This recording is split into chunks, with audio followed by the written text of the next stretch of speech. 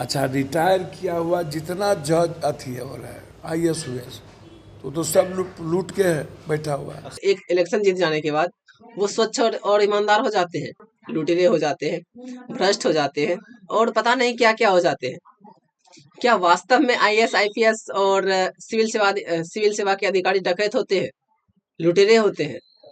क्या जो दिन रात गांव गांव घूम के लूटते रहते हैं और डकैती डाका करते हैं और फिर एक इलेक्शन जीत जाने के बाद वो स्वच्छ और ईमानदार हो जाते हैं? वास्तव में ऐसा होता है क्या? चलिए समझते हैं। सिविल सेवा की परीक्षा में जो भी परीक्षार्थी शामिल होते हैं वो लगातार एक कमरे में बंद होकर के 4 साल 5 साल 6 साल 7 साल 8 साल तक पढ़ाई करते हैं। उसके बाद परीक्षा पास करते हैं, इंटरव्यू देते हैं, सिलेक्शन पाते हैं अपने मेहनत के दम पे। हो सकता है कहीं कहीं पे आरक्षण के दम पे, लेकिन मेहनत करते हैं। उसके बाद क्या होता है, ट्रेनिंग लेते हैं। उसके बाद कई दिनों तक ग्राउंड पे जाके सेवा करते हैं, लोगों के बीच जाके उनकी समस्याओं को समझते हैं और फिर वो सेवा करने के लिए उतरते हैं। जब IAS थे तब तो इन लोगों ने एक को अच्छा काम किया नहीं, एक भी अच्छा काम किया नहीं, एक भी।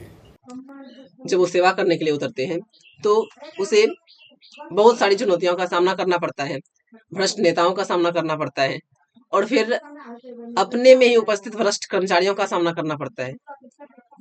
इन सब के बावजूद भी वो परिस्थितियों से लड़ते हैं, परिस्थितियों को संभालते हैं और फिर विकट परिस्थितियों में भी अपने आप को संवार कर रखते हैं और लॉ एंड ऑर्डर मेंटेन करने का प्रयास करते हैं।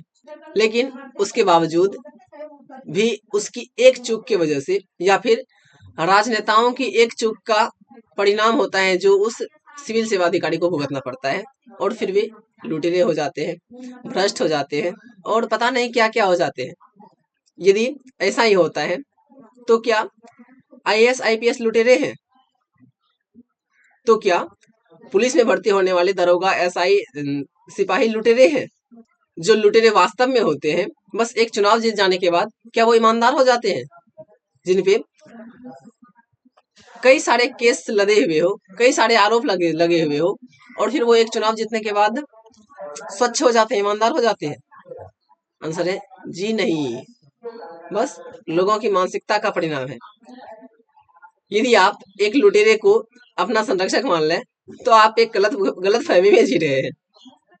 जब तक उसे दूसरी जगह लूटने का मौका मिल रहा है तब तक तो आप सुरक्षित रहेंगे, लेकिन जैसे ही कहीं और जगह पे लूटने का अवसर खत्म हो जाए तो वापस वो आपको ही लूटेंगे।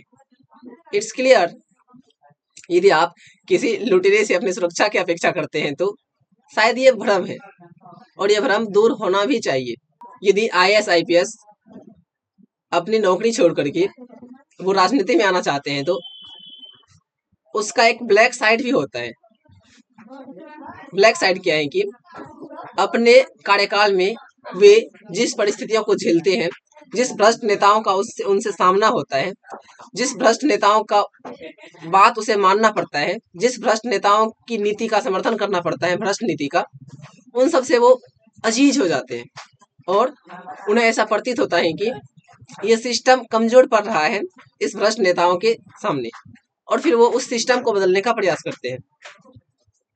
जहां उसे लगता है कि भ्रष्ट नेता भ्रष्ट नीति बना करके भ्रष्ट काम करने का प्रयास करते हैं और फिर जो IAS IPS सिविल सेवा में अधिकारी होते हैं उसे इस बात का एहसास हो जाता है कि ये भ्रष्ट नीति है, वो विरोध करते हैं, उसके बावजूद भी जब वो सफल नहीं हो पाते हैं तब उसमें अंतरात्मा जगती है और फिर वो अपने कार्य को छोड़कर कोई दूसरा तरीका अपनाने का प्रयास करते हैं। लोगों के द्वारा ये कह देना कि IAS IPS ही लुटेरे होते हैं, क्या बात है। और जो वास्तव में लुटेरे होते हैं वो एक सम्मानित व्यक्ति के रूप में जीवन जी रहे होते हैं। यदि IAS IPS लुटेरे हैं भी कुछ तो वो भ्रष्ट नेताओं की वजह से, भ्रष्ट नेतृत्व की वजह से, ये समझने की बात है। और जहां जहां IAS IPS को भ्रष्ट नेताओं से सामना होता है वहां वहां उसके हृदय को चोट पहुंचता है और वर्तमान समय में बहुत सारे IAS IPS जो इस बात को समझ रहे हैं कि हमें एक अच्छे नेतृत्व की आवश्यकता है वो ऐसा कर रहे हैं। हो सकता है कि कुछ परिवार की वजह से नहीं कर पा रहे हो, लेकिन जिसमें भी ये हिम्मत है वो ऐसा कर पाने में समर्थ है, वो ऐसा कर रहे हैं और वो आज आपके सामने है। चाहे जो भी IAS IPS हो, यदि वो राजनीति में आए हैं तो हो सकता है उसका एक ब्लैक साइड भी होता होगा, जो मैंने आपको दिखाने का प्रयास किया। और ये कोई बड़ी बात नहीं है।